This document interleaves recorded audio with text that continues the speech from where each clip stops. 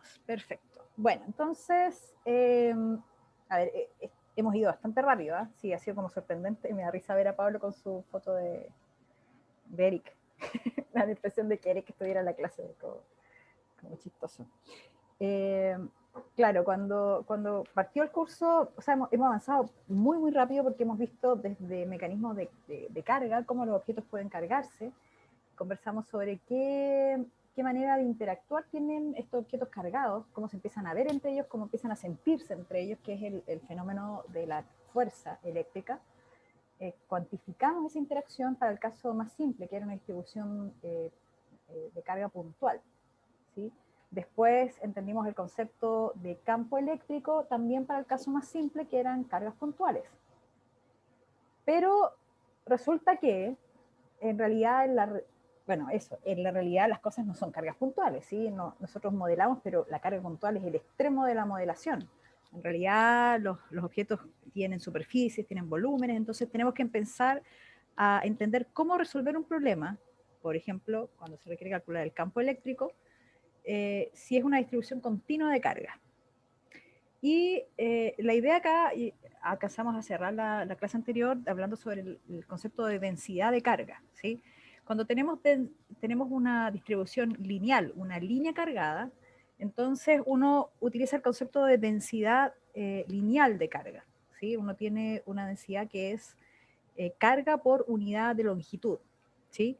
Acá está escrito de otra manera, dice lambda de x, pero en realidad la idea acá es que lambda, que es la densidad, lambda, esa es la notación que siempre vamos a usar, lambda es igual a la variación de la carga por la unidad de carga acá de Q en una longitud infinitesimal que es de x, ¿sí? De Q a de x.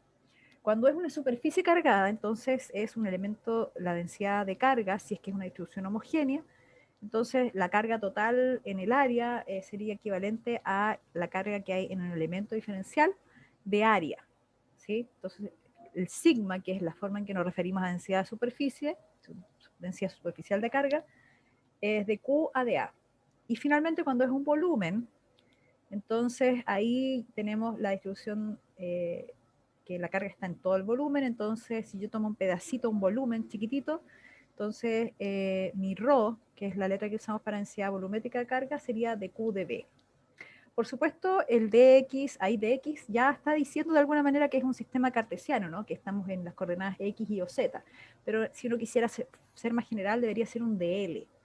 Así que sí, esto vamos a tener que cambiarlo porque debería ser un dl de longitud. Porque no necesariamente las coordenadas cartesianas de repente son las mejores para escribir un elemento lineal.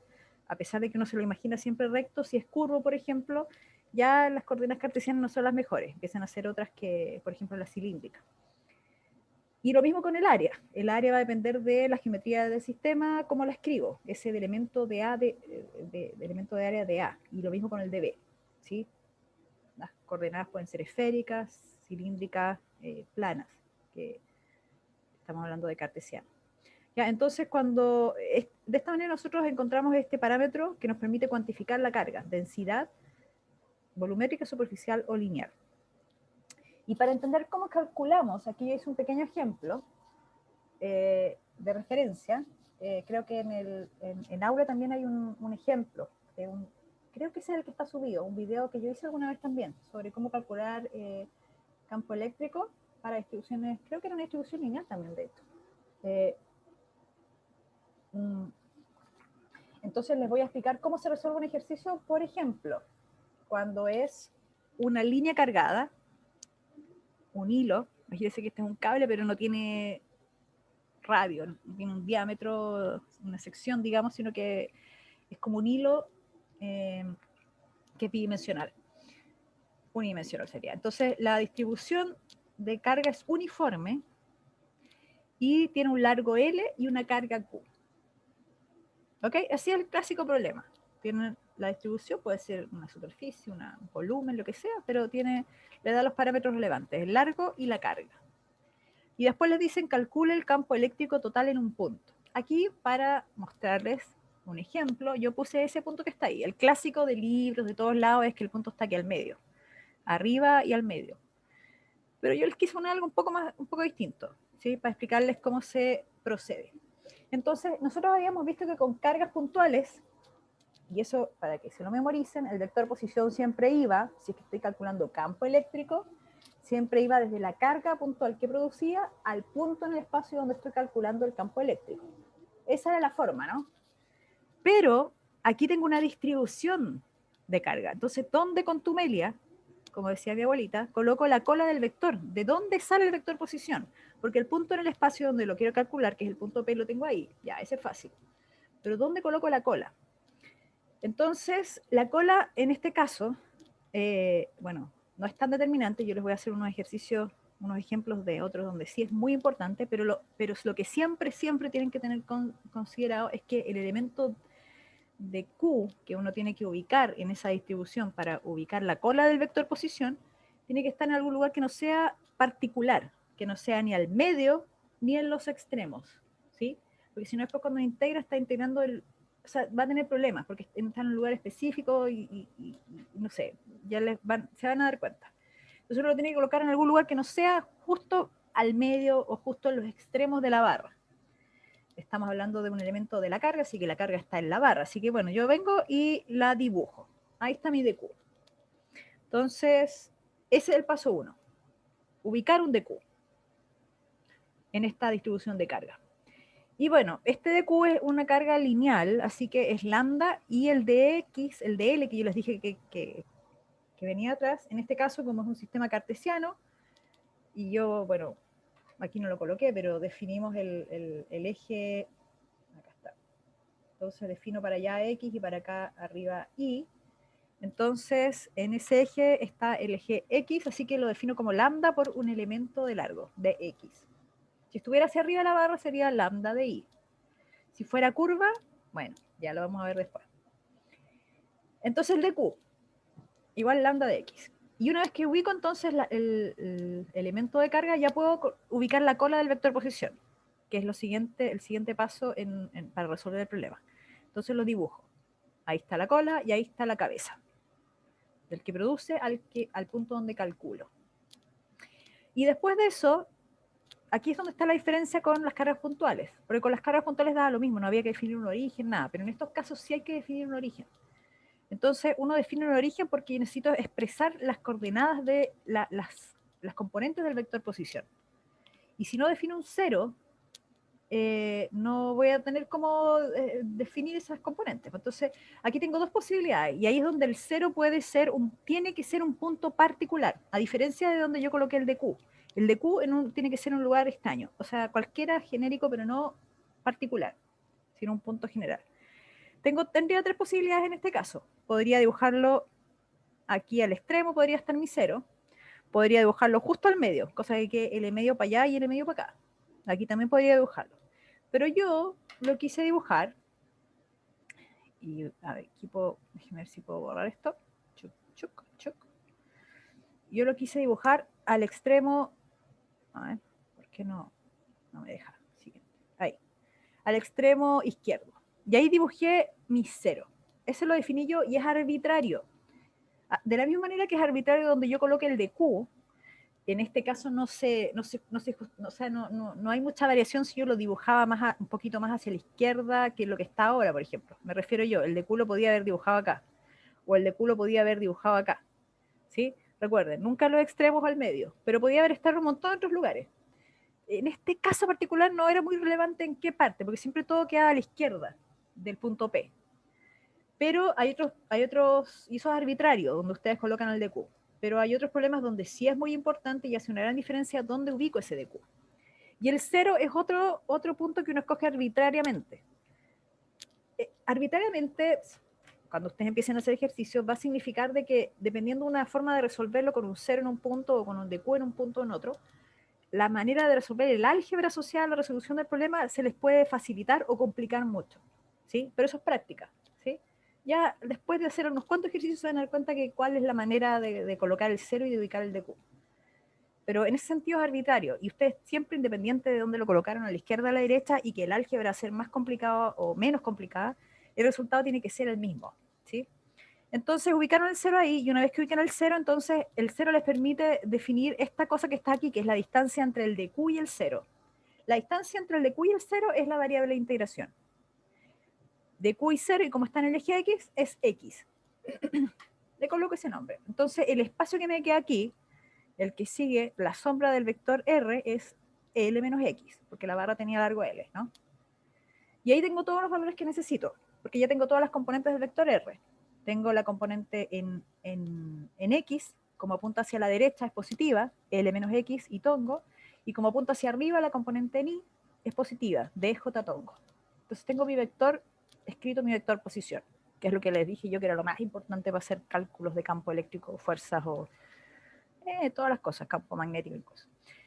Entonces, de ahí viene mi vector unitario, que es dividirlo por el tamaño. Ahí es el cuadrado de las componentes en X y en Y.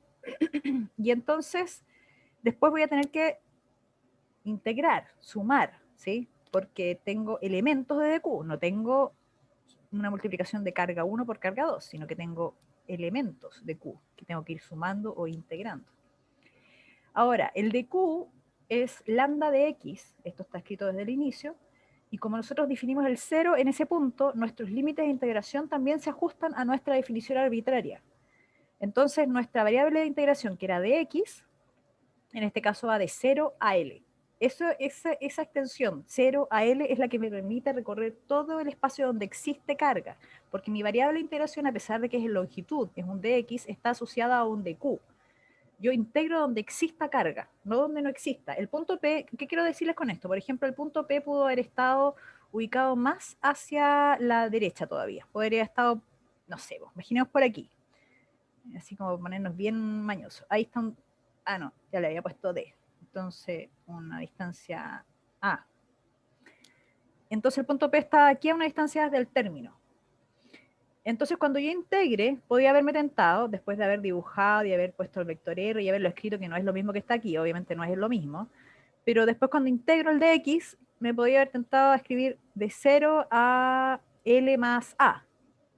Y no, pues, en realidad, a pesar de que el de X pareciera que podría estar abarcando todo este espacio, porque en realidad el vector posición igual tiene esa sombra hasta ahí, en realidad lo que yo estoy integrando es sobre el de Q. Entonces mi DQ, yo siempre integro sobre solamente donde exista el DQ, así que siempre va a ir entre 0 y L.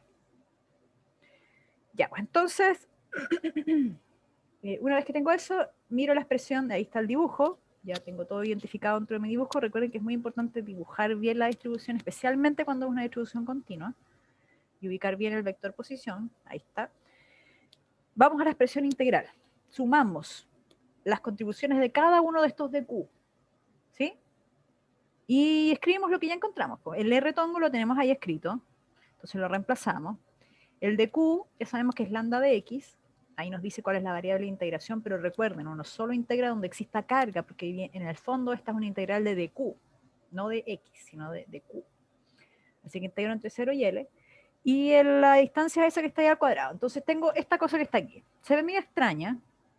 Creo que la junté, ¿qué hice aquí? La junté, claro. Entonces me queda un 3 medios abajo. Cuando ustedes se enfrentan a estos problemas en los certámenes, nosotros no los vamos a obligar a resolver la integral porque esto no tiene sentido. Les vamos a dar los valores de las integrales que podrían servirles para resolver esto. Entonces, bueno, si ya lo hemos visto, entonces acá estos son los típicos valores de tabla que les daríamos, que la integral de x y abajo está el x al cuadrado con un 3 medios, vale eso, y que cuando no está la x arriba y abajo es 3 medios, vale eso. Así que en realidad aquí como es una suma de justamente de dos expresiones que son como estas dos integrales que están acá. Así ustedes reemplazan, evalúan entre 0 y L, y finalmente llegan a una expresión de campo que es algo como esto, ¿sí? Creo que es algo como esto, yo le hice el cálculo, si me equivoqué, creo que no me equivoqué en algún número, pero no sé, ustedes lo revisan ahí después cuando miren la clase también o repitan el ejercicio. Pero lo importante cuando uno llega a un resultado es ver al menos una consistencia desde el punto de vista físico, si tiene sentido o no el resultado. Y miren las componentes de los vectores, porque es positivo en J y positivo en I. A pesar de que hay una resta ahí, siempre esa resta es mayor que, porque si el D es 0, bueno, el caso más extremo, sería L. Pero si el D es mayor, siempre esta expresión de esta raíz de acá siempre va a ser mayor que el D solo, ¿sí? Así que al final siempre es positiva la componente en I. Y eso tiene sentido porque si estamos considerando que se están sumando las componentes, si esta barra es positiva, y cada uno, me quedó en azul, pongámosle en rojo, y yo estoy considerando todos los de Q, uno por uno y suma n. Entonces, el campo que yo voy a sentir acá es un campo positivo. El otro me va a tirar un campo positivo, tal vez con otra inclinación. Una componente de acá me tira un campo ahí positivo, pero al final siempre la suma, ahí se van a ir sumando, anulando algunas componentes, qué sé yo, pero al final, de alguna otra manera, esta cosa siempre va a tener una dirección que va a ir positiva en ese cuadrante, en X y en Y. Ya al menos por ese lado, si hay algún tema en el álgebra puede ser, pero por lo menos la consistencia en las direcciones es correcta. Entonces, esta es la manera de resolver un problema cuando uno se enfrenta a una distribución continua de carga. Ahora, yo les dije, y voy a colocar acá, voy a compartir la pantalla esta blanca de Zoom. ¿La están viendo la pantalla blanca? ¿Chicos? Sí. ¿Sí? Ya, entonces imaginemos, por ejemplo, que es una distribución lineal de carga. No sé si les va quedando alguna duda con el anterior, pero imaginemos que... Ay, quedó muy delgadito. ¿No se puede hacer más grueso esto? ¿Dónde está la línea más gruesa? No sé si se puede. Ya, pero bueno, entonces es la distribución, la línea cargada. Y el punto donde quiero calcularlo es un punto que está, puede ser justo al medio, que es como el típico ejercicio de, ya, hagamos el típico ejercicio. Y el punto es ahí. Y esto está justo al medio, y la barra tiene largo L y carga Q, igual que en el ejercicio anterior. Entonces aquí es donde empieza el tema de las opciones que ya les dije. De partida necesitamos ubicar el de Q. El de Q, aquí hay dos opciones, izquierda o derecha, ¿sí? Entonces yo voy a hacer aquí un ejercicio, vamos a colocar el de Q acá, el de Q ahí. Y claro, vamos a hacer la misma historia. ¿Qué pasa si está acá, pero y el punto acá? Hay varias combinaciones, al final se van a dar cuenta, pero bueno, y el de Q está ahora a la izquierda del medio. ¿Ya? Esa es otra opción. Esto es arbitrario, recuerden, yo les dije, ustedes tienen la posibilidad de escoger. Entonces coloco el de Q y eso me permite dibujar el vector posición, que es lo que yo necesito. Sale el de Q, perdonen la raya chueca, pero ustedes me entienden la idea. Y ahí están los vectores. Se fijan, los vectores son distintos, apuntan uno hacia la derecha y el otro a la izquierda. Ya empezamos a cambiar las cosas. Pero además de ese cambio, yo tengo la opción de escoger un 0, que es lo que viene para poder encontrar las componentes del vector posición. Entonces ahí ya en realidad tengo más combinaciones. No quiero marearlos con tanta combinación, pero por ejemplo, mira, este mismo ejercicio de arriba, donde ahí tengo S y aquí tengo el punto aquí arriba y estoy así.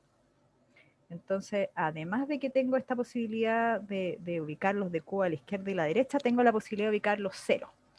¿Dónde, por ejemplo?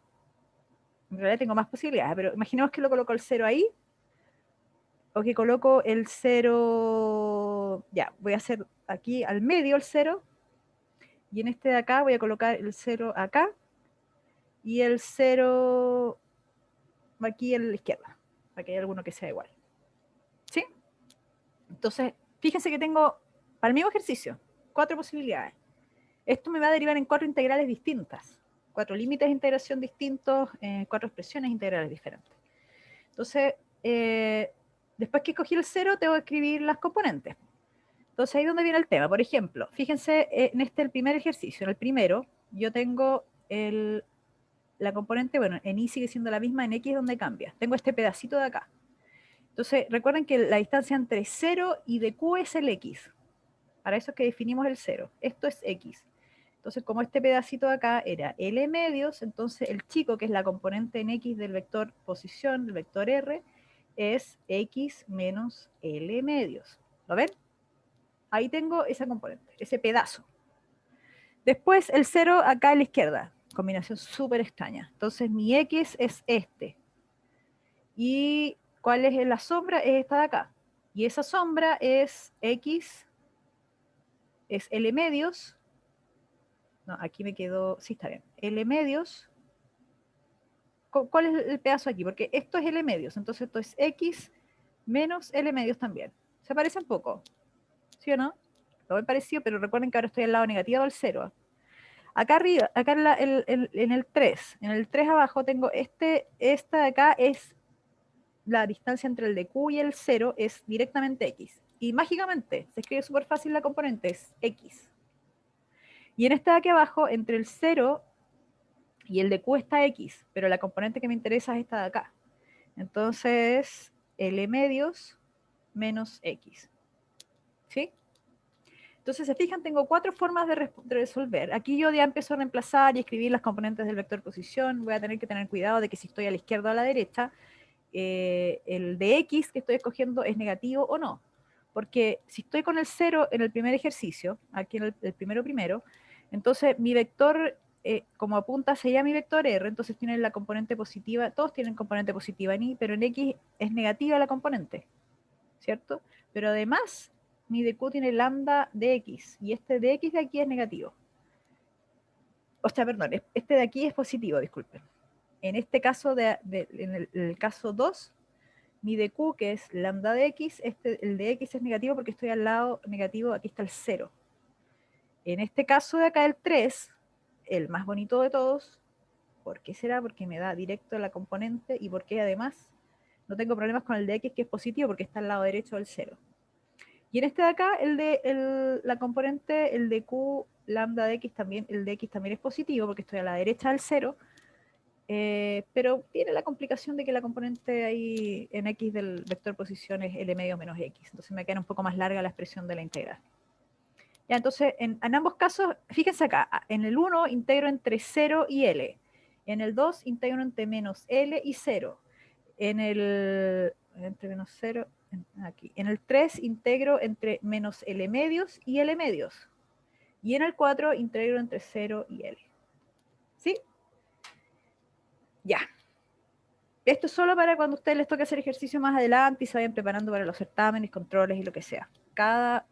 Es arbitraria la ubicación del vector posición, o sea, del elemento de carga es arbitraria la ubicación del 0, y eso les va a determinar que sea más o menos fácil hacer el cálculo. Ojo con si están al lado negativo o no del 0, ¿ya? Eso es algo que puede cambiar mucho las cosas. Entonces, este era un ejercicio donde les quería mostrar cómo hacer el cálculo entonces de campo eléctrico cuando tienen una distribución continua. La forma que hemos aprendido hasta ahora de hacer cálculo de campo y de fuerza también, porque también se puede hacer distribuciones continuas cuando uno calcula fuerza, porque hay una relación entre fuerza y campo, ¿no? Pero si uno quiere obtener el campo eléctrico de distribuciones continuas, usa esa integral. A veces los cálculos integrales pueden complicarse muchísimo, especialmente si son superficies, si son volúmenes, las cosas se vuelven muy complejas. Entonces, cuando el sistema que yo estoy calculando, el campo eléctrico, alrededor del espacio de él, cumple con ciertas características de simetría, yo puedo aprovecharme de una herramienta física que me va a permitir calcular el campo eléctrico de una manera muchísimo más sencilla que hacer un cálculo integral. Pero necesariamente tiene que cumplir con ciertas características de simetría, como les dije antes. Entonces, lo que vamos a hacer ahora es justamente llegar a plantear este otro camino, pero para eso primero tenemos que hablar de un concepto que es el flujo de campo eléctrico, ¿sí? El campo eléctrico es un vector, ¿sí? El cuerpo se carga, se llena el espacio de vectores campo eléctrico, pero también existe el concepto de si tengo líneas de campo eléctrico. ¿Se acuerdan que habíamos hablado de la posibilidad de representar el campo como líneas? Si yo tengo un cuerpo, por ejemplo, aquí el dibujo está como líneas nomás, pero en realidad se supone que si hay líneas que van de izquierda a derecha, hay un cuerpo que hay dos posibilidades. ¿eh? Eso no lo pierdan nunca de vista porque a veces ayuda a entender las cosas. Si el campo va de izquierda a derecha, es porque o bien a este lado, bueno, son paralelas las líneas, así que no hay mucha posibilidad, probablemente tiene que ser un plano cargado. Pero puede ser positivo, esa es una opción, que tengo el positivo a la izquierda, o la otra opción es que tengo a este lado un objeto con carga negativa. Entonces las líneas van entrando al cuerpo que tiene carga negativa, ¿sí?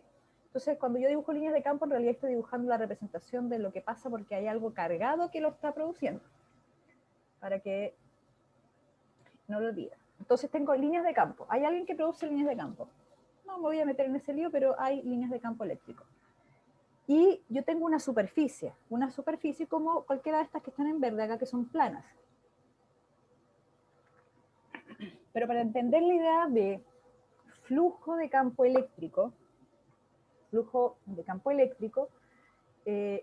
una manera, al menos que encuentro sencilla, es pensar que ustedes tienen flujo de otra cosa que no sea campo eléctrico, por ejemplo, flujo de agua o flujo de viento, ¿sí? Y ustedes tienen una ventana. Entonces, ustedes imagínense que tienen acá, no sé si me ven, tienen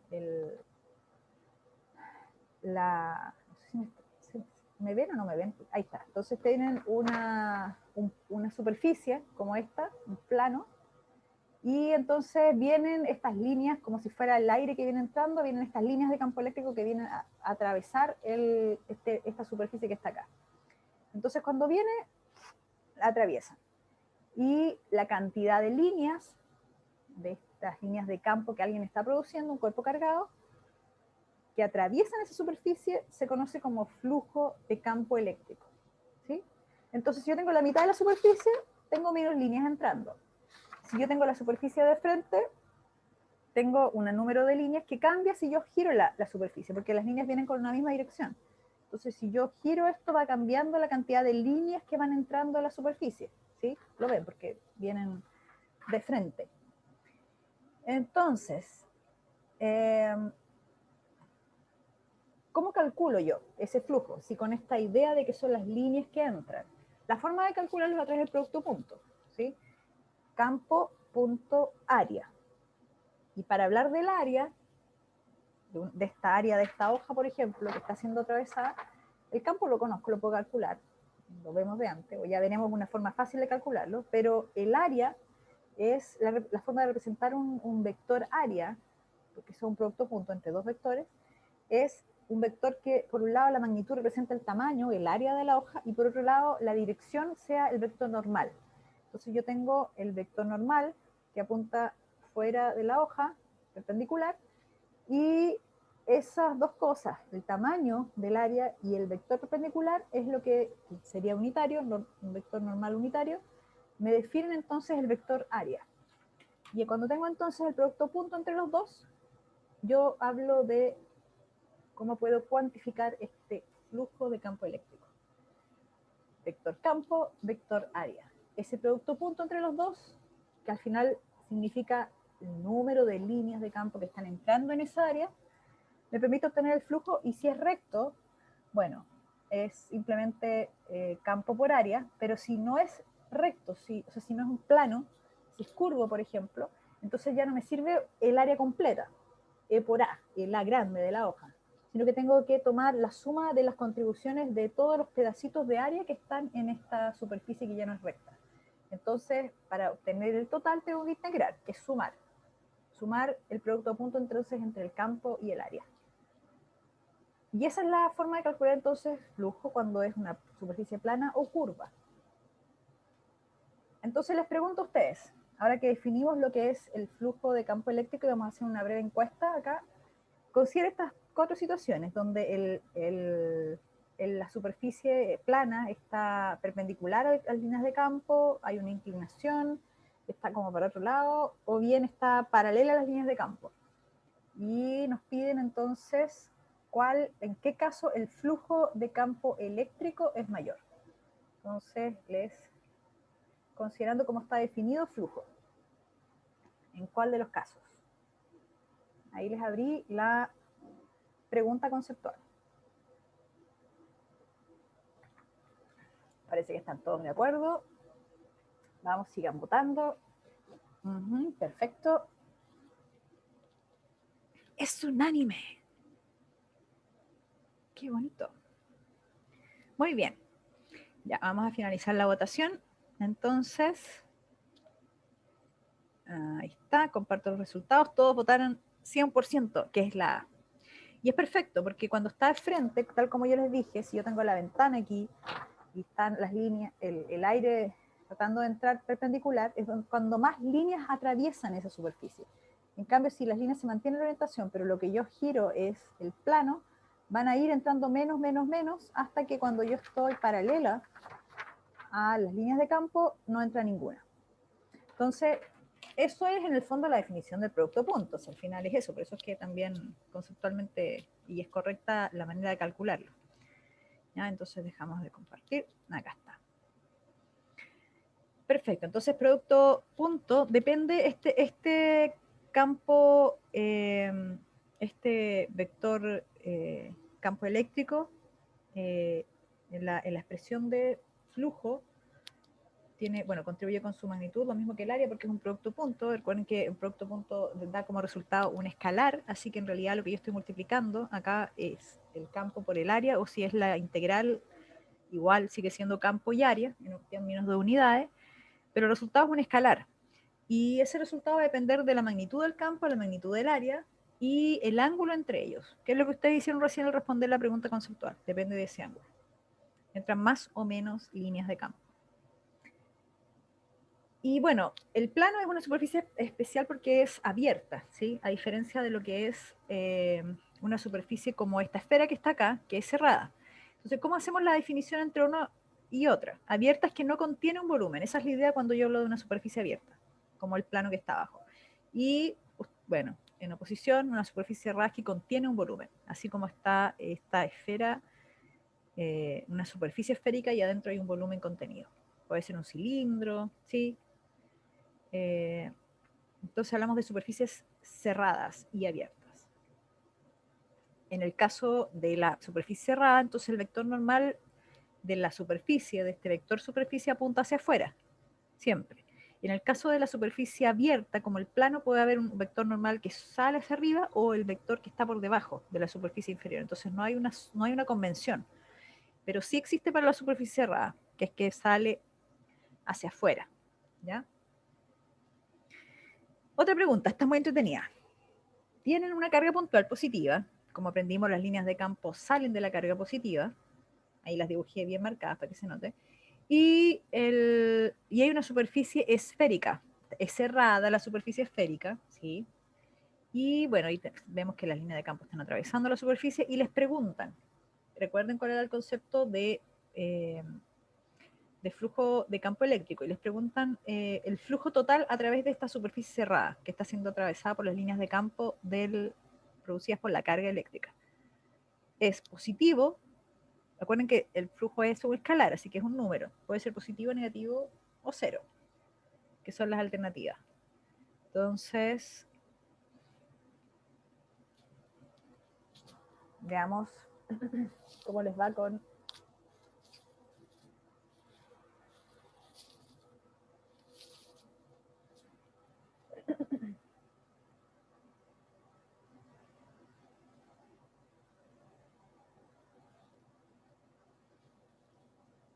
Entonces recuerden que inicialmente yo les dije que el flujo tenía que ver con las líneas de campo que atravesaban una superficie. Pero en el caso de una superficie cerrada como esta, las líneas están entrando y saliendo, ¿sí? Hay dos cosas que se están dando ahí, no solamente como en el plano que atravesaban el plano. Aquí hay una superficie que es cerrada. Un voto más y cerramos, listo. Finalizamos la votación y les comparto. La mayoría votó que es positivo. Y hay gente que dice que es cero. Entonces, a ver, quiero que alguien me... Sí, bueno, alguien se está adelantando, pero sin plantear la ley de Gauss ni nada de eso. ¿Por qué sería positivo o por qué sería negativo o por qué sería cero? Alguien que haya votado por esas alternativas. A ver, cuéntenme antes de que escojamos la opción correcta. Alguien que defienda su respuesta. Sin entrar en fórmulas ni nada, sino con lo único que hemos visto hasta ahora que son líneas de campo atravesando superficie. Yo pensé que como cuando entraban era un signo y cuando salían era otro. Entonces, como entran y salen, son cero. Listo. Ya, perfecto. Sí, de hecho va por ahí, ¿eh? Esa es la idea. Las líneas de campo en este caso están entrando y saliendo, como dice el compañero. Y recuerden que el vector superficie, en una superficie cerrada como esta, siempre sale. Entonces, cuando llego a un producto punto, y aquí voy a tratar de dibujar algo así como, déjenme ver si sale. Cuando llego a un producto punto acá, en este caso la superficie, ahí estoy en el vector área, el vector elemento de área. Están saliendo, el elemento de área está saliendo, y aquí por donde está entrando también están saliendo los elementos de área. Porque por todos lados, a pesar de que aquí hay incluso unos ángulos extraños, siempre el vector área está saliendo de la superficie. Entonces, cuando considero las líneas que están entrando, que vienen con esta dirección así, entrando, ese producto punto es negativo. ¿Sí? líneas de campo entrando producen un flujo negativo y líneas de campo saliendo de una superficie cerrada producen un flujo positivo, porque estoy multiplicando dos vectores, independiente que haya un ángulo entre ellos, pero siempre el resultado me va a dar positivo, porque al menos son, ¿me entienden? O sea, no son antiparalelos, como en el caso del lado izquierdo de la superficie, donde están entrando las líneas, pero los vectores áreas están saliendo. Entonces, al final, esto habría que hacer un cálculo bien detenido aquí de cuál es cuál, pero si uno quiere resumirlo a una idea simple, todas las líneas que entran salen. Y al decir eso, todas las líneas que entran en la superficie salen, estamos diciendo que el flujo que entra es el mismo que el flujo que sale. Por tanto, es cero. Hay un balance entre el flujo. ¿Ok? Entonces eso es como más conceptual, sin cálculo ni nada, pero sigue teniendo la idea de flujo de campo eléctrico. Entonces, aquí quedó esto marcado. No. Ahí sí. Bueno, da cero, ya lo discutimos, esa es la alternativa. Esta también es muy buena. Miren, tenemos tres superficies esféricas, ¿sí? Son concéntricas. Están en el centro de estas hay una carga positiva. Y bueno, ahí se ve que S1 es más chica que S2 y S2 es más chica que S3. La carga es positiva, esas líneas amarillas tratan de representar las líneas de campo, supongo. Bueno, yo hice el dibujo, pero fue hace rato. Y veamos entonces, voy a iniciar la votación para que ustedes me digan cuál es la relación entre los flujos a través de esas superficies. Entonces, ahí tienen que pueden ser iguales, que pueden ser mayor, el de afuera hacia adentro va disminuyendo o hacia adentro va aumentando. Entonces piensen en el concepto de flujo, de que depende. Acá no tenemos el tema de que son negativos, ¿cierto? Porque todas las líneas de campo salen. Todas las líneas salen de la superficie, así que no tenemos flujos negativos. Me estoy ayudando un poco ahí. Pero lo que sí necesitamos es compararlos. Unos 4 votos más para cerrar.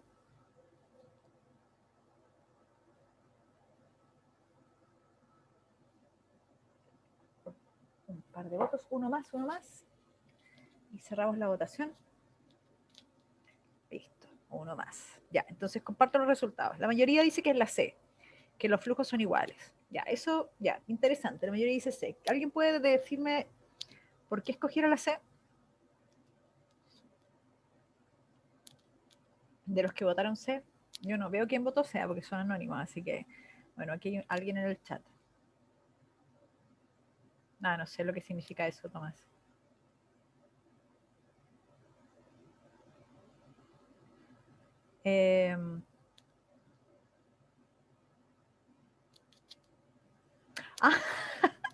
Puse una alternativa de más, ya entendí. Se me pasó, disculpen, la alternativa de... Sí, se me pasó, exactamente. Pensé que la había borrado. Ya, pero la mayoría igual votó la C. Entonces, ¿por qué votaron la C? Esa es la pregunta. ¿Por qué creen ustedes que los flujos son iguales? Igual esa es una afirmación fuerte. Intuitivamente uno ve que las superficies van cambiando, entonces uno podría decir que hay cambios también en el flujo. ¿Por qué algunos creen que son iguales? Hola. ¿Sí? Yo creo que son iguales porque las superficies en sí son las mismas, son esféricas. Ya, pero la superficie de una esfera se calcula también, tiene un número. Es 4pi r cuadrado. Entonces, en realidad, si yo hablo solamente de superficie, a pesar de que son la misma simetría, porque son todas esféricas, el cálculo del área de esa superficie es distinta, porque tiene distintos radios, ¿sí? Entonces, efectivamente, la superficie 1 tiene una superficie menor que la 2 y menor que la 3, que es la más grande. Pero aquí estamos hablando de flujo, ¿cierto? Entonces, la superficie es importante, pero hay algo más que está involucrado en el flujo. ¿Qué es lo otro que importa en el flujo eléctrico? El área. ¿La qué? El área. El área, ya, eso es lo que acabamos de decir. ¿Y qué más? La magnitud del campo, dije. La magnitud del campo. Exacto. Perfecto. Entonces, no sé si tiene ahí para cerrar la idea de la magnitud del campo. ¿Qué pasaría con los flujos entonces? como la magnitud del campo depende también del radio, como Ajá. que se contrarrestan de alguna manera. Claro, la magnitud depende del campo, depende de la distancia. Entonces, cuando estoy en distancia que son las que encierra la superficie 1, son distancias más pequeñas. Que si estoy, me refiero que si estoy aquí en la superficie 1, en algún punto cualquiera aquí de la superficie 1, tengo una cierta distancia, esta distancia a la carga que produce. Entonces, el campo eléctrico, si yo lo represento por un vector, tengo este vector largo así, por ponerle un... Si en cambio estoy en la superficie 2, en algún punto cualquiera aquí, entonces yo represento el vector campo eléctrico en la superficie y es un vector un poco más chico, ¿sí? Que el primero. Y al final, cuando estoy en la superficie, en algún punto de la superficie 3 acá, entonces represento el vector campo eléctrico y en alguno de esos puntos y es mucho más chiquito. ¿Sí? Entonces, a pesar de que la superficie 1 es más pequeñita, el campo es mayor. Y ahí se contrarrestan, como dice, pero bueno, a través de, efectivamente, si uno lo hace el análisis en la expresión de flujo es igual a campo por superficie, por área. Entonces, por eso es que finalmente los campos multiplicados por las áreas se va compensando esa disminución. ¿Por qué? Matemáticamente hablando, porque las expresiones lo permiten. El campo disminuye como 1 sobre r cuadrado y la superficie aumenta como r cuadrado, 4pi r cuadrado. Entonces, cuando multiplico campo por superficie, entonces voy a tener siempre ese balance, en el caso de la simetría esférica. ¿Lo ven? Así que eso sucede en este caso. Fue una buena discusión. Y ahí es donde llegamos entonces a donde yo quería que finalmente pudiésemos conversar, que es un camino alternativo. Yo les dije el cálculo del campo eléctrico de distribuciones continuas. Deme un segundo para abrir un poco aquí la cortina.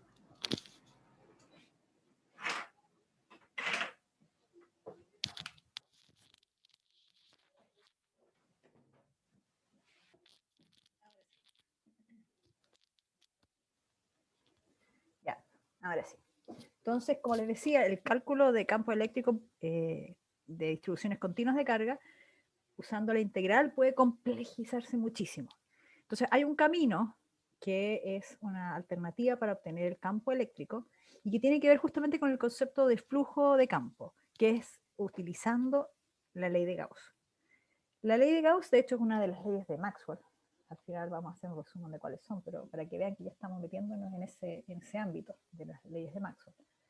La ley de Gauss lo que nos dice es, lo que nos relaciona es el flujo de campo, ahí falta una C, eléctrico, la integral entonces de el campo por el área, el elemento de área, esto que ya conocimos de qué se trataba, y cuando es positivo y cuando es negativo, y que es una superficie cerrada, tiene que ser, es igual a la carga que encierra esa superficie, partido por la permitividad al vacío.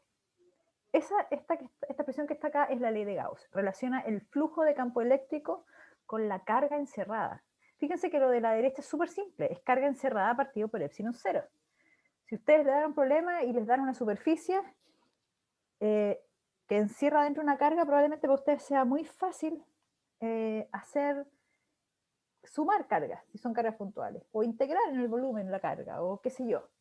Calcular la carga encerrada no es tan extraño, no es tan complejo matemáticamente, podría decirse. Y la integral, en contraposición, la integral de la izquierda se ve súper extraña, porque es una integral de superficie, porque tiene que ser una superficie cerrada, porque es un producto punto dentro de la integral y son vectores que se están multiplicando ahí por este producto punto. Entonces tenemos algo que es súper sencillo a un lado y al otro lado algo que es más o menos complejo. Entonces tenemos la ley de Gauss que relaciona flujo con carga encerrada en esa superficie. Flujo a través de una superficie por la carga que se encierra en esa superficie. Y la ley de Gauss, aquí está escrita de nuevo, entonces les permite calcular el flujo de campo, les permite en ciertos casos particulares, cuando la simetría del sistema lo permite, calcular la magnitud del campo eléctrico. ¿Sí? Eso es lo que permite hacer la ley de Gauss. El flujo y, si lo permite el sistema, obtener el campo eléctrico. No en todos los sistemas se puede calcular el campo eléctrico, ¿sí? Tiene que tener cierta simetría, esférica, cilíndrica, plana. Si no tiene esa simetría, el problema no les va a permitir despejar el campo eléctrico para obtenerlo, la magnitud. Pero siempre, en cualquier problema, ustedes pueden obtener el flujo de campo eléctrico. El flujo siempre se va a poder calcular y siempre va a ser la carga encerrada partido por epsilon cero, ¿sí? Lo que pasa es que lo que yo no siempre voy a poder hacer es despejar el campo eléctrico. Pero para que no pierdan de vista que en realidad la ley de Gauss es una herramienta que permite obtener las dos cosas. A veces uno cree que la ley de Gauss es solo para calcular el campo eléctrico, pero en realidad se olvida que el flujo también lo puede obtener con al igualar con el flujo con carga encerrada partido por epsilon cero. Profe, ¿Sí? ¿qué era el símbolo al lado de la magnitud? El símbolo al lado de la magnitud. Ah, la integral de superficie. Sí, Vale. sí, perdón, claro. Claro, son dos integrales porque es una superficie. ¿Sí? La idea es que por eso es que es como doble, porque es una superficie, y ese símbolo al medio es porque es cerrada. ¿Sí? El símbolo, ese circulito, es porque es una superficie cerrada. Si fuera una superficie normal, normalmente, mira, yo les voy a decir, hay mucha gente que en realidad no se complica la vida y que utiliza una sola integral y le coloca integral de superficie a la notación. Y a veces le coloca aquí el símbolo para que se note que es cerrada. Pero bueno, son formas de notaciones nomás. Aquí la idea de las dos integrales es que es una superficie y el círculo es porque es una superficie cerrada. ¿Ya? Entonces, esto es ley de Gauss y lo que quiero que veamos ahora es cómo utilizar la ley de Gauss. Porque, no es, o sea, a pesar de que se ve como, bueno, está bien, es flujo y igual con carga encerrada partido por epsilon cero. Pero el tema es que si yo quiero usarla de la otra manera, la que me es realmente útil, que es obtener el campo, tengo que resolver el problema de utilizar cierta metodología en particular. Porque en este caso, yo quiero calcular un campo eléctrico de algo que está encerrado, ¿cierto? Que es lo que está a la derecha. Pero no me dice nada esta ley sobre qué superficie tengo que usar, que es lo que está aquí en el DA. Me dice el sistema va a tener una carga encerrada por una superficie que yo tengo que definir, y de esa manera yo voy a poder obtener entonces el campo eléctrico que produce esa carga que está ahí, dentro de esa superficie. Entonces, no sé nada de esa superficie. ¿Qué tan arbitrariamente puedo escoger esa superficie? Y eso tiene que ver con lo que viene acá, que son la ley de Gauss en 4 pasos. Yo quiero, bueno, ahí está marcado que es la magnitud del campo eléctrico. Ya vamos a entender por qué la ley de Gauss no me permite obtener el vector campo, sino solamente la magnitud del campo eléctrico. Porque de hecho, para usar la ley de Gauss, yo debo conocer la dirección del campo eléctrico desde el comienzo. Y ahí es donde juega un rol la simetría del sistema. Por ejemplo, si yo tengo, a ver, déjenme ver acá, claro, tengo que definir por ejemplo, si yo tengo una carga puntual, voy a saltar un poco, de hecho creo que lo vuelvo a repetir la idea más adelante, pero si yo tengo una carga puntual, entonces el campo eléctrico, cuando yo lo dibujo alrededor, el campo eléctrico son estas líneas, puedo dibujar las líneas o los vectores, imaginemos que son los vectores, pero yo los dibujo así. Entonces esto, a esta distancia R, esos son los vectores campo eléctrico, ¿sí? Yo sé que esa es la dirección del campo porque es una carga puntual y porque tiene esta simetría esférica. Si no fuese una carga puntual y fuese una esfera, incluso si fuese una esfera cargada, que puede ser un volumen o una superficie, igual sería esa misma distribución de campo eléctrico. Tendría esa distribución porque la simetría del sistema me permite saber cuál va a ser la dirección del campo eléctrico, ¿sí?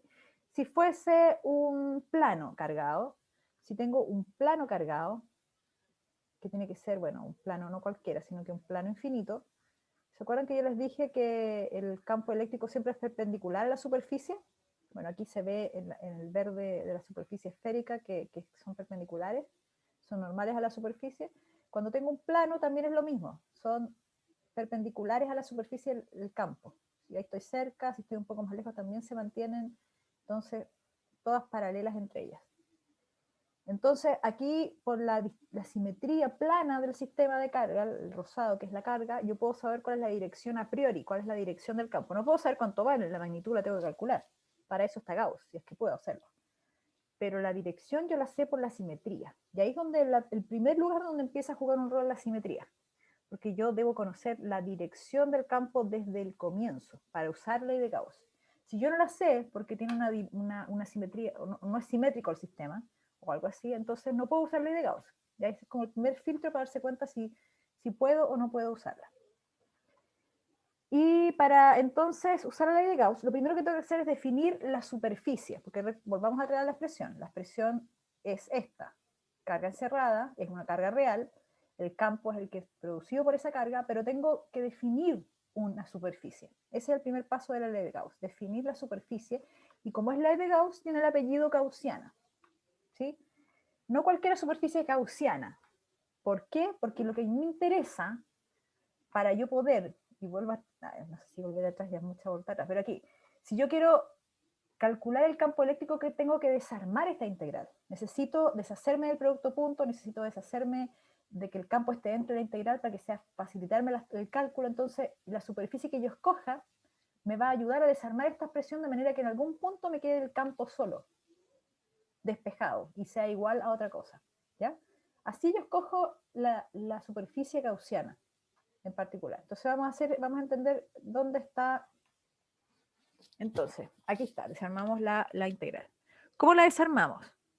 Entonces si yo tengo un campo, que, insisto, ustedes deben saber desde el inicio la dirección, si no, no se puede hacer por Gauss, entonces la superficie que yo tengo que escoger tiene que ser el vector superficie, correspondiente ahí a esa superficie que escoja, si es esférica, cilíndrica, la que sea, deben ser paralelo o antiparalelo al vector campo eléctrico. ¿Sí? Si eso sucede, veámoslo desde el punto de vista de la ecuación. Si eso sucede, entonces este producto punto puede ser perpendicular también, porque bueno, si es perpendicular es cero el producto punto, ¿no? Pero si es paralelo o antiparalelo, entonces el E punto de A pasa a ser directamente E de A, si es positivo. O sea, si es paralelo. Si los dos vectores son paralelos, entonces es E de A. Me deshice el producto punto. Entonces, esa es una de las cosas que necesito que cumpla esta superficie gaussiana, que me permita deshacerme del producto punto, o sea que sea paralelo el campo al vector superficie asociado a la superficie gaussiana. Pero todavía sigue dentro de la integral el campo eléctrico. Necesito sacarlo de la integral. ¿Y cómo lo hago? Necesito que sea constante dentro de la superficie gaussiana. O sea, si yo estoy en la superficie, déjame hacer un dibujo acá, entonces tengo la superficie gaussiana, los vectores superficies siempre van perpendiculares a la superficie, y yo lo que necesito es un campo que esta superficie con estos vectores así cumplan que en estos puntos donde está la superficie, el campo eléctrico que yo tengo puede ser más grande, incluso no necesariamente tan corto, puede ser más grande, pero sea constante. O sea, todos los puntos de la superficie donde yo estoy, el campo tiene el mismo valor. Si eso sucede, yo puedo sacar el campo entonces de la integral y entonces me queda E por el área. Directo, ¿cierto? Entonces, ¿cómo escogemos esa superficie? Aquí yo lo estoy diciendo desde el punto de vista de la ecuación, ¿no? Necesito que sean paralelos y necesito que sea constante el campo en la superficie porque así desarmo la integral y me queda E por A, por una multiplicación escalar. Entonces, déjenme borrar acá.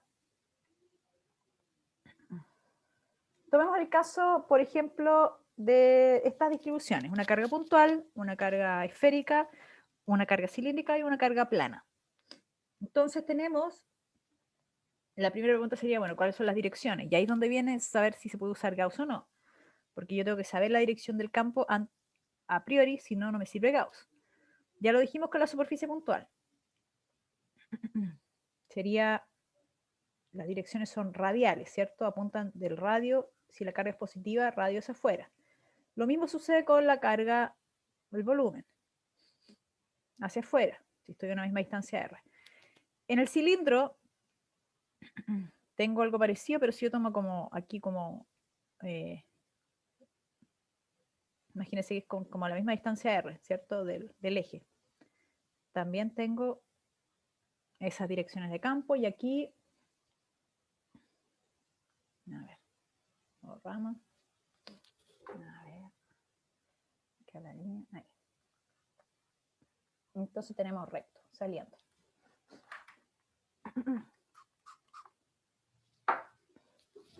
Y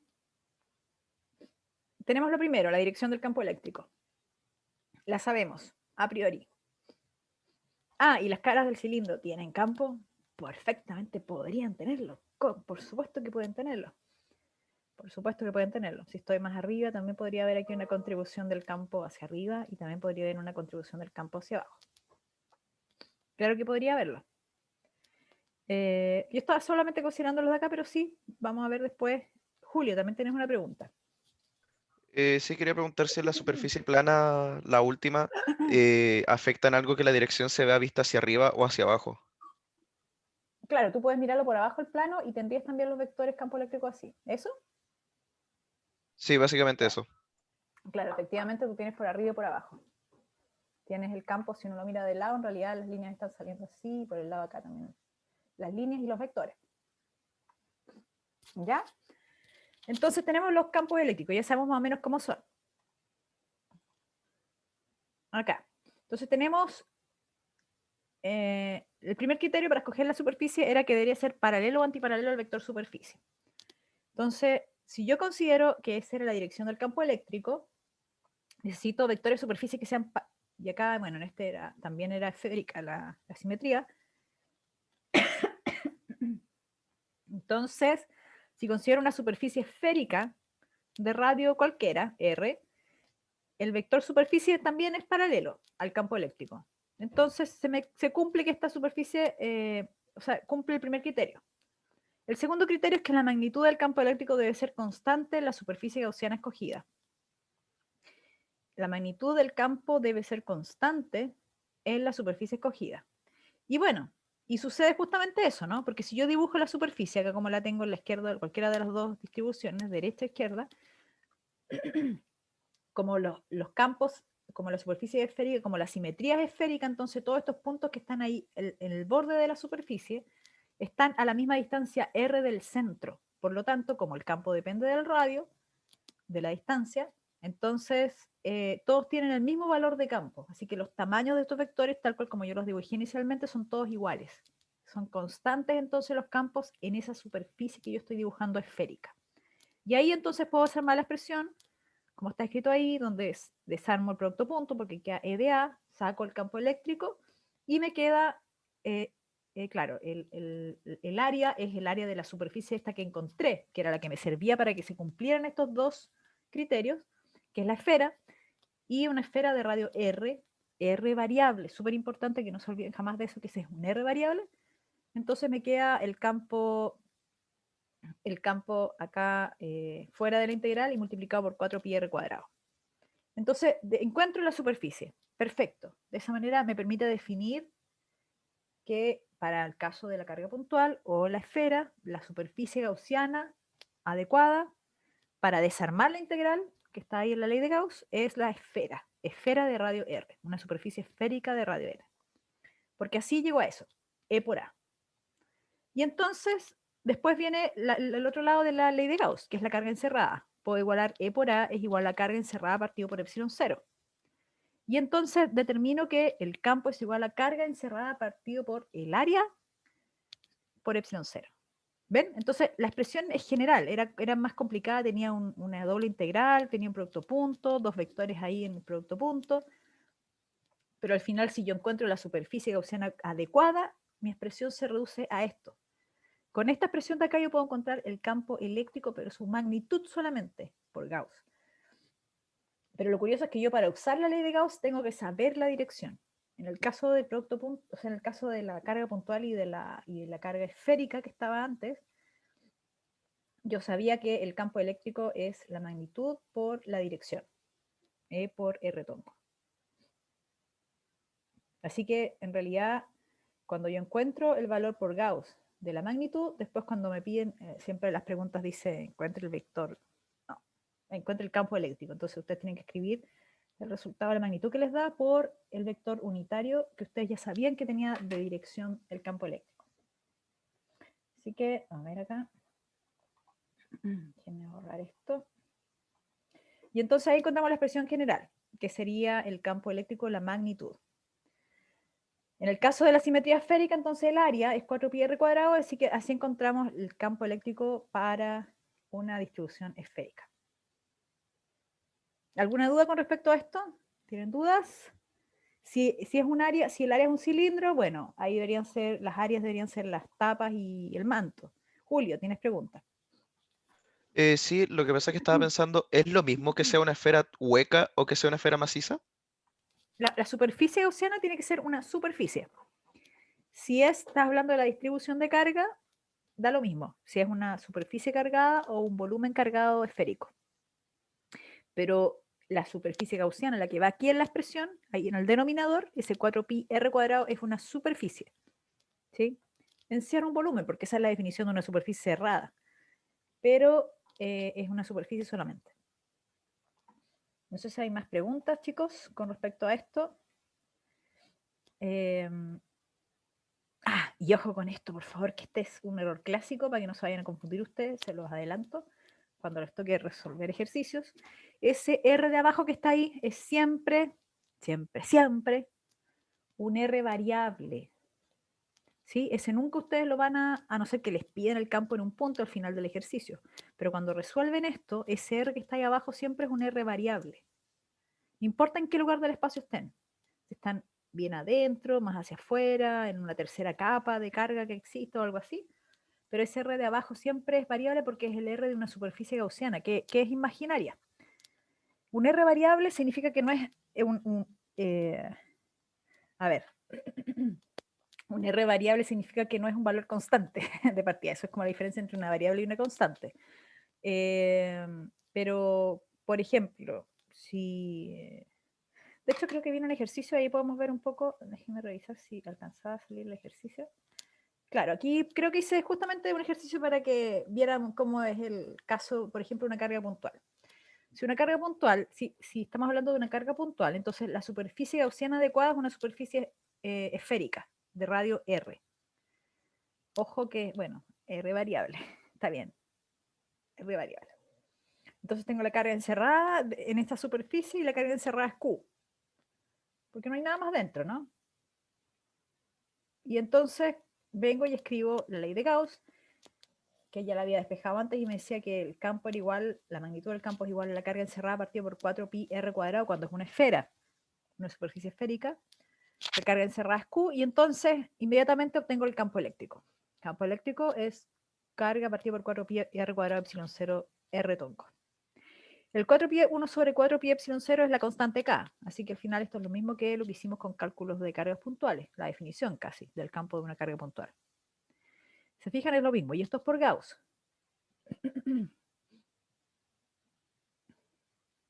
Aquí dice que el R es siempre igual. Bueno, les voy a dibujar un ejemplo donde no es un R siempre igual. Sucede, por ejemplo, si yo tengo una distribución volumétrica de carga, una esfera también. ¿Por qué no me sale? A ver qué pasó aquí. Espérenme. ¿Dónde está? Déjenme ir atrás. Ahí salió. A veces se bloquea la cosa esta de anotar. Ya, entonces imaginemos que no es una carga puntual, sino una distribución volumétrica de carga. ¿Ya? Y esta distribución volumétrica de carga, o sea, hay carga adentro, aquí hay carga adentro y afuera no hay carga. ¿Sí? Entonces, como es una esfera, la superficie gaussiana más adecuada sigue siendo una superficie esférica. Pero la superficie esférica puede estar dentro de la distribución o fuera de la distribución, porque tengo en realidad dos zonas, ¿sí? Dos zonas de interés, adentro o fuera. Cuando estoy adentro, el radio de la superficie es R. Cuando estoy afuera, el radio de la superficie es R. Porque el R en realidad puede moverse entre el origen, cuando estoy en la primera zona, le voy a poner aquí primera zona, y acá afuera, segunda, no, acá afuera, segunda zona. Cuando estoy en la primera zona adentro, mi R, zona 1, mi R va entre 0 y el radio que tenga esta cosa. Pongámosle un R mayúscula. Y cuando estoy en la zona 2, mi radio de la superficie gaussiana varía entre R y varía entre infinito. ¿Ven? Entonces el R de la superficie gaussiana varía. A eso me refiero con que es variable. Y en este caso yo tengo dos zonas. En el caso, por supuesto, de la carga puntual no tengo, porque la carga es un punto, no hay adentro de la carga puntual. Pero cuando ya empiezan a aparecer estas distribuciones con volúmenes o qué sé yo, entonces claro, puedo definir zonas y ahí entonces los R de la superficie gaussiana viven dentro de esas zonas que yo defino. Alguien me dice que se perdió con lo de las zonas. Bueno, es que eso, como les digo, o sea, si ustedes tienen una distribución de carga, en vez de esta carga puntual, tienen un volumen de carga. ¿Sí? Hay carga en todo este volumen, es una esfera. Entonces, si yo estoy dentro de la esfera, tengo dos zonas, adentro y afuera. Esas son mis zonas. Podrían haber más zonas incluso. Podría, por ejemplo, yo tener déjenme volver al negro. Podría tener una distribución donde son dos capas. Tengo una capa que adentro que tiene una carga Q, aquí adentro es carga Q, y por fuera aquí otra segunda capa que tiene una carga medio extraño, pero menos Q. Y la primera parte tiene un radio A y la segunda parte tiene un radio B. Entonces, ¿cuántas zonas tengo ahí? Tengo 3 zonas. Porque tengo la primera zona adentro, la segunda zona en esa segunda región y la tercera zona cuando estoy afuera. Entonces, mi radio de la superficie gaussiana me tiene que permitir moverme dentro de esas 3 zonas que son de interés para poder calcular el campo eléctrico. ¿Sí? No siempre uno quiere calcular el campo eléctrico afuera.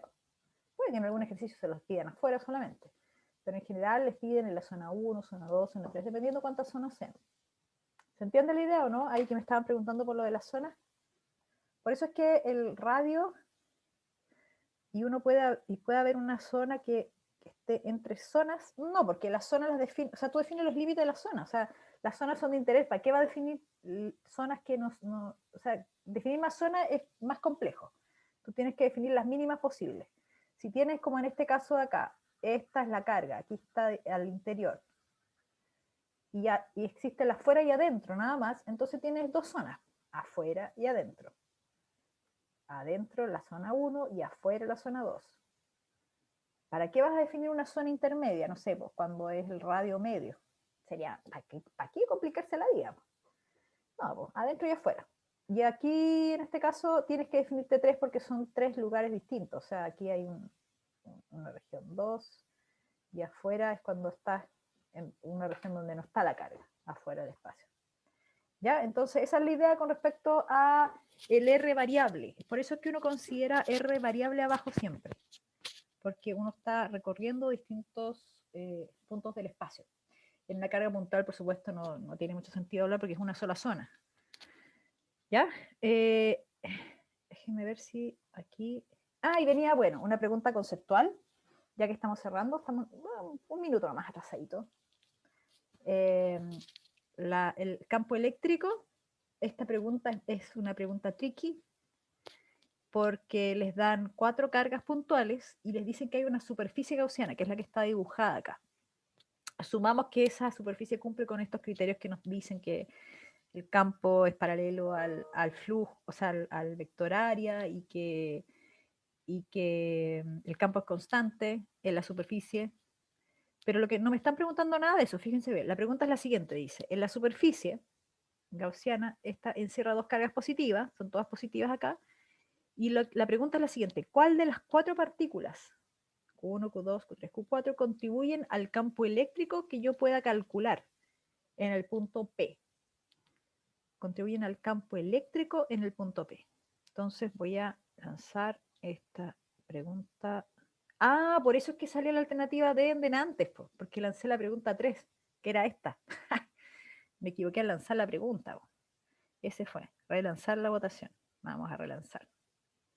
Ahora sí, pues. Claro, por eso es que tenía una alternativa más, pues. Era porque en vez de lanzar la 2, lancé la 3 en delante. Ya, pero ahí quedó.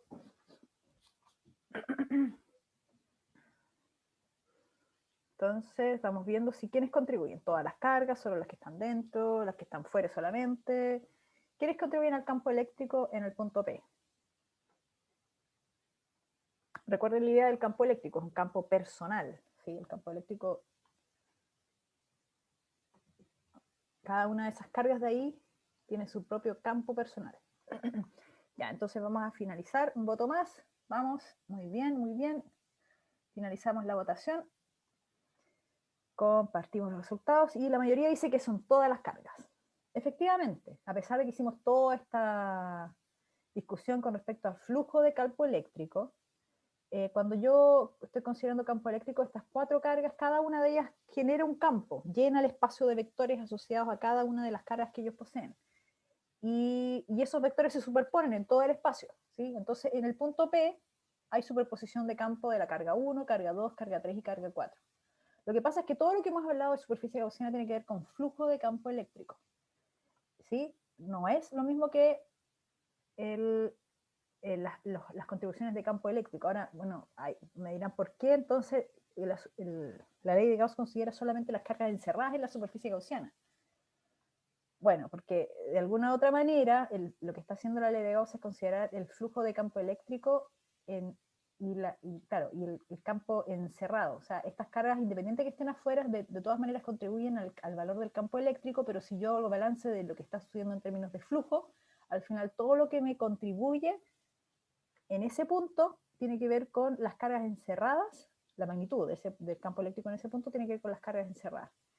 Ahora, el campo eléctrico en el punto P siempre, y ojo con eso, siempre tiene que ver con todos los campos eléctricos que estén ahí, dando vueltas, producto de todas estas cargas que estén acá. Lo que pasa es que, bueno, la ley de Gauss en realidad, como les digo, considera el flujo y considera las magnitudes del campo eléctrico debido a las cargas encerradas. Entonces, tenemos,